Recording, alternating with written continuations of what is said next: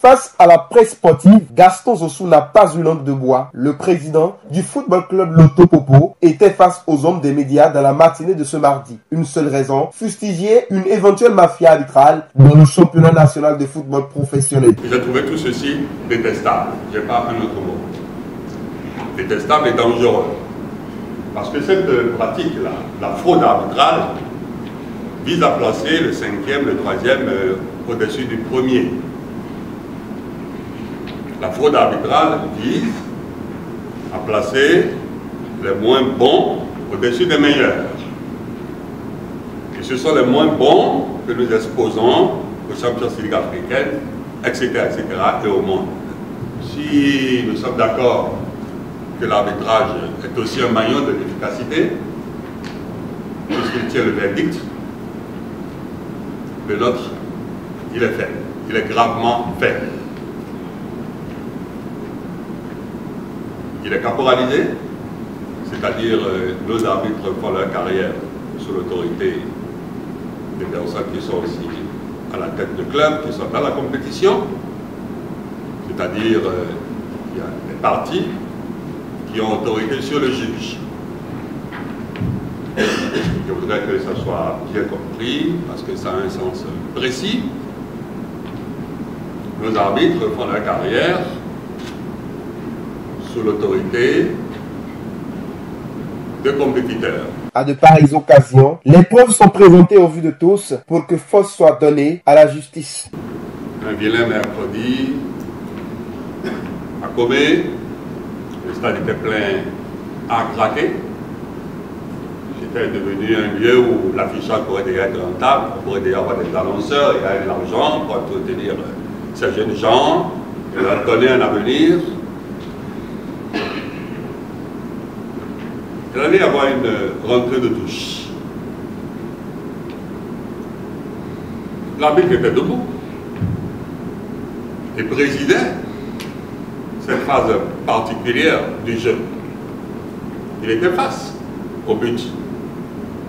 Et le point d'atterrissage de la balle qui allait être lancée était connu de tous. C'était la surface de réparation.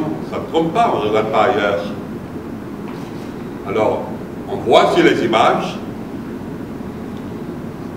un joueur, adversaire à nous, se positionner dans le dos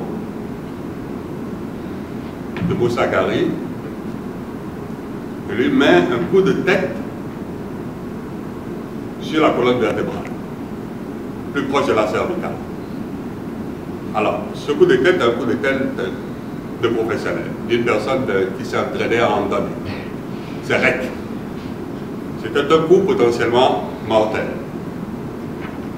Alors 4000 personnes ont vu, sauf les 4 arbitres, sauf les 4 qui savent décider et au moins punir le joueur pour ce qu'il a fait. Alors ces cécité contractuelle ne peuvent pas faire prospérer notre football. Nous venons le dénoncer, non pas en tant que Loto Popo, mais en tant que citoyen béninois, très attaché à ce que pourrait être notre pays demain, très attaché à ce que pourrait être l'avenir de nos joueurs, de nos enfants, de nos jeunes frères demain. Et pour ce combat, il est évident que nous n'économiserons rien du tout. On mettra toute l'énergie. Ceci n'est pas un procès contre un individu, même contre une corporation. C'est une dénonciation du mal, de ce que je considère de ma position aujourd'hui comme un grand mal. Cette conférence de presse qui a été précédée par la publication sur les réseaux sociaux d'images que nous archivions à des fins pédagogiques, mais qu'aujourd'hui nous servons au public comme preuve de la forfaiture du corps arbitral, doit être regardé et commandé. Qu'on nous dise non, ça peut se passer autrement.